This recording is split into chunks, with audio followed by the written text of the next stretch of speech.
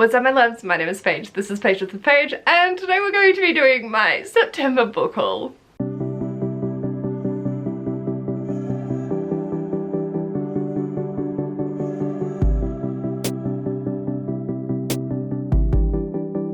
Hello my darlings. Whoops, I fucked up. Welcome to this video. Today we're going to be talking through the 17 books that I acquired in September. It ended up fitting into this box beautifully. And whilst I acquired a lot of books, I'm really happy with the stats as well. So let's talk through the stats and then we'll talk about the books. Like I said, in the month of September, I acquired 17 books. It was very much a month of little treaties for morale. Shall we say. I was doing 10,000 steps a day as a challenge, which it genuinely was a challenge for me, and I sort of had the mentality of I'm not going to worry about finances too much because I just want to reward myself for the things that I get done. And in saying that, I did only spend $79.45 on 17 books. 4 of those were full priced or slightly reduced Amazon and 1 from Collins. And I spent $4 at a library book sale where I got 9 of these, and then the rest were ARCs that caught my attention. And Ash was like, ah! If you've seen my book haul revisited, you know why that sentence makes me nervous to say. I'm genuinely okay with how much money I spend on books. I have a target to not spend over $1,200, which is $100 a month, but I'm nowhere near that, and I'm really happy with where we're at for the year. But I will talk about that in my goals check-in. Out of the 17 that I acquired, 5 I had read prior to acquisition. 3 I bought them as I was reading them because I wanted my own copies, and that means that there are 9 unread. So pretty close in the nearly 50% read to unread. With reading off my TBR at that percentage mark, I read 8 books off my backlist and 7 2024 acquisitions. Like I said, 3 were this month that I then bought them in, but 4 were from months prior as well. So my total for the year is I've read 60 backlist books and I've read 21 of my 2024 acquisitions that were unread, which meant I could add 40 unread books to my acquisitions and still be on target. And I'm currently sitting at 31 unread books and 33 read. We hit the 50%! Yeah! I just need to keep this up for the rest of the year and not buy all of these things. It will make sense when I show you what the books are though, so we chill. I also unhauled 12 books. There were 11 in the Everworld series and The Vegetarian by Han Kane, which was Consequence of Suffer-a-thon. And so Ash's My TBR went from 229 books to 214, and my personal collection went from 193 books to 179. I'm so happy with that. I'm in shock. I unhauled a lot. I read a lot. I read a fuck ton. If you haven't been following my Suffer-a-thon vlogs, you'll see in my wrap up just how much I read. And like I said, I read 8 off my backlist and then 7 acquisitions from this year. So that was a lot. But let's talk about the books that I did get. The first 2 were books that I was reading, and as I was reading it went, yeah, I need a physical copy of this. So the first is The Winners by Frederick Backman, which is the 3rd and final book in the Beartown series, and this had me absolutely sobbing. I haven't gone back and tabbed this because the quotes one that I used for the 2nd book doesn't have the 3rd one up, which is fine, but I'm not ready to be re-emotionally traumatized reading through this to be able to tab it. So for the moment it's blank, but I hope that I will be able to tab this up at some time. And yeah, I was literally reading my library copy going, nah, I need my own copy. And then I figured out that Amazon are doing next day delivery in Australia. So consequently, I then picked up The Obsidian Tower by Melissa Caruso, which was the group book for Season-a-thon, and I ended up having so much fun with this. I do want to get the series, so I'm happy to have it on my shelves, and I needed it. When I was reading it, I was like, oh, this is so much fun. I want to be able to have it when we're talking with the author, and I do find that immersion reading is a lot easier for my brain, so reading through the ebook wasn't going to do as much as I needed it to, I picked up the physical copy, and I definitely think it was worthwhile for my immersion reading to do it that way. Read that one, and then we get into a little stack of things from Ash's work. I went and purchased Amari and the Despicable Wonders by Bibi Alston. So when this came in, I was like, absolutely, I love this series. I'm very excited to continue on with it. I just haven't quite got there yet. I'm wondering if this is the final book. I don't think it is, but I'm very excited to follow on Amari's story, and this series makes me so happy. So I'm very excited to have got the next one. And then we went out the back, and that is where the arcs are kept. So I ended up picking up Somewhere Beyond the Sea by TJ Klune. I was going to try to get to this for Magical Readathon with a phoenix on the cover, but ended up swapping to read this behemoth instead. I didn't quite end up getting to this, but I definitely see myself getting to it sometime soon. I really want to know Arthur's story. This is the sequel to The House in the Cerulean Sea, and I just really want to be back with these characters and have a grand time with it. Then Ash wanted to get Everyone This Christmas Has a Secret by Benjamin Stevenson, and it's just so hard to not read the front cover because the arcs all have like a little funky thing on the front of them, and I thought, you know, this is gonna come out and maybe Ash and I can read it over Christmas because, oh, there's an advent in it. Oh my god, this is so exciting. It just looks super cute. I've read the first one and had a lot of fun with it, so I just am happy to continue on and see what this one's about. I think it's going to be fun. So I don't know, but I do think that I will probably get to this by the end of the year. Yay! And then the next one, okay, I got this, which is Daughters of Chaos by A.S. Webb. This is the first in the Dark Pantheon series, so starting a new series, but it doesn't come out until January 2025. Don't know anything aside from the fact that it's a Greek myth retelling. Why am I like this? Who knows? It is chunky.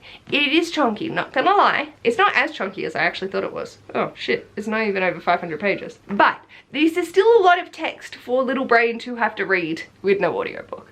But I really like Greek myth retellings, and I'm not sure what's going on with this. So we picked it up, and I am hoping to actually get to this in October for Buzzwordathon with relationship in the title. So those were the arcs that I got from Ash's work. I really hope that I get to those ASAP, but knowing me, spoiler for my book or revisited, there was one from 2021 that I still haven't read. But jumping back into my purchases, I was reading Braiding Sweetgrass by Robin Hobb. I needed to have a physical copy. I haven't tabbed up the first 60 pages, which was what I read in my library edition, and then I bought my own copy. Again, this whole next day delivery for Amazon really fucks me over because I'm like, oh, I don't have to like stop reading to be able to tab it up. I can just keep going. Why? Amazing, wonderful. One of the things that I read in September. Very, very happy to have acquired it. See, I'm reading the things that I'm acquiring at that point because I want them so much. So I'm happy with that. And then that leads into the remainder of the box, which is from the library book sale. Earlier I said 9 books from the library sale. I meant 10. Yeah, so I got 10 books there. Oh dear god. What happened was I was working a library shift and I saw some Robin Hobb sitting on the edge of one of the boxes. So I got it. This little Robin Hobb shelf right here is gonna get a little tiny of a makeover. The first 2, I'll start with the ones that I have read because that actually leads in like chronologically with the series as well, is Royal Assassin and Assassin's Quest in these beautiful editions. These are books 2 and 3 in the Fire trilogy. I do have the illustrated editions, but they don't match. They were 2 different kinds of illustrated editions, I believe the American and the UK versions, and unbeknownst to me, when I was ordering these $60 books, they were different. So we got these. Now I'm aware that none of my series actually match, and I don't actually have most of the full series for majority of these, but here we are. Then I got Ship of Destiny, book 3 in the Live Ship Traders in the tall edition. I have these 2 and then this one in tiny format. Oh, that's so funny. When I purchased this, I thought it was going to be this. It is not. But now I have all the tall matching ones. That makes me so happy. Oh, this makes me so happy. Then for the next series, it is the Tawny Man series. So, I have the tall ones of these and then the small version of Fool's Errand. So You would think with tall ship of magics, I would want to go for the tall ones of these, but we take what we can get. And I found the 2 small editions. So they match this one. Make it make sense. I can't. It's fine. So I found The Golden Fool, which is book 2, and Fool's Fate, which is book 3. So now I have 1, 2, and 3, all in the teeny tiny editions. I do love the teeny tiny editions. It's just, they're so compact. Hopefully this will make a nice little stack on my shelves next to the tall ones. And then from there, I found The City of Dragons, which is book 3 in the Rainwild Chronicles, which I haven't read. I am currently reading The Dragon Keeper. I have Dragon Haven, and now this one. And I'm so happy. I don't know why, but The Dragon Keeper and City of Dragons have like a shimmer to it, whereas this is just matte. But look, I don't care. They're small, little, compact. I love it. I'm very, very happy. And then speaking of happy, this one I haven't read, but in the series that I'm currently working on. And then I don't have any of the Fits of the Fools. So why? I then decided to pick up book 2 and book 3 in the series in a non-matching edition.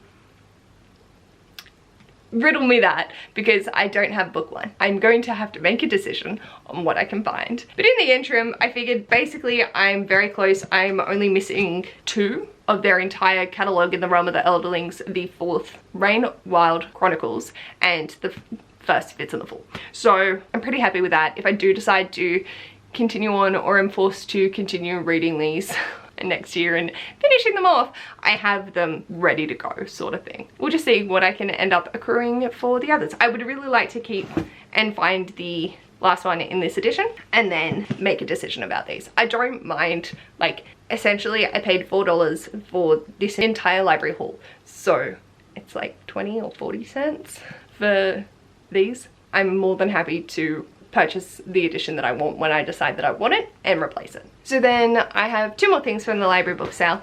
The first is The Windsingers by Megan Lindholm, who is Robin Hobb. I will probably potentially end up re-unhauling this, as it is the 2nd book in a series, but I love their writing, so I'm really curious to try their works and see what I can. But I picked it up and thought, well, if I end up getting to it, or if it gets randomized and I start the series and I have a lot of fun with it, then at least I've got it. It is hard because it's got the library stickers on them, but whereas all of the hobbies don't have any markings on them, but that's fine. But it's so small and compact, and it just gives me a lot of nostalgia vibes, so I'm gonna hold on to it for the moment.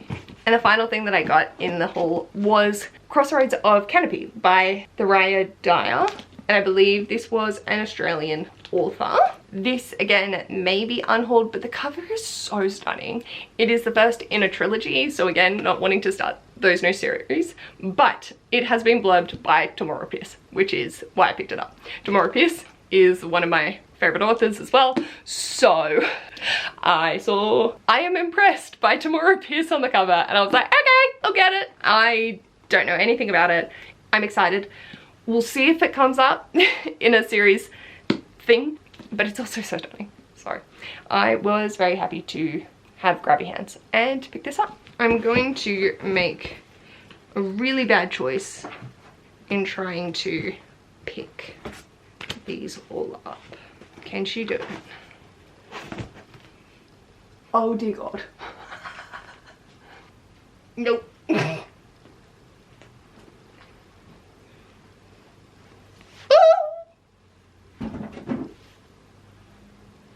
There we go. There we go. I genuinely can't even lift these. That's so funny. Okay, you've seen them. That's all that matters. Whew. Okay, well, let me know in the comments what you acquired in September. Honestly, the fact that I have this tall of a stack and majority, or 45% of it, is red, is a sheer miracle. And I do know that I want to finish the Realm of the Elderlings, so most of the chunky piece out of this will be red. And there's just a few little ones that I'm like, they were a choice, but I've got them now, and we will see where the future takes us. But yes, let me know anything you want to let me know in the comments, like what you acquired in September or what your best read was or anything like that. Feel free to leave it in the comments down below. And if you like this video, feel free to give it a big thumbs up. And if you'd like to see more of this mess, feel free to subscribe. I'll hopefully see you in my next video. Bye! Bye! Ash, I'm stuck.